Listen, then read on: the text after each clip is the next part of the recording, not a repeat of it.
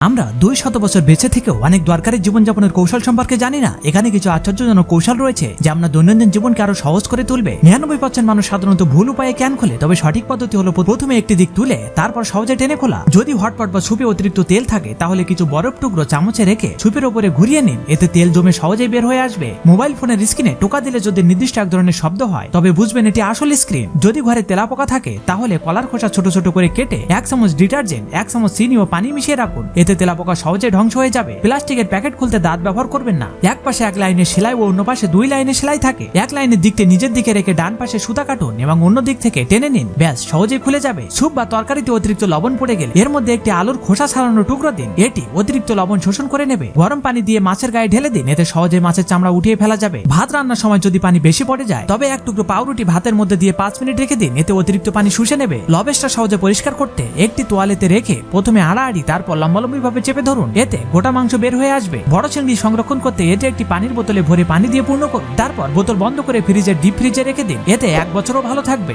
এখন কিছু like subscribe পাওয়া যাবে কি?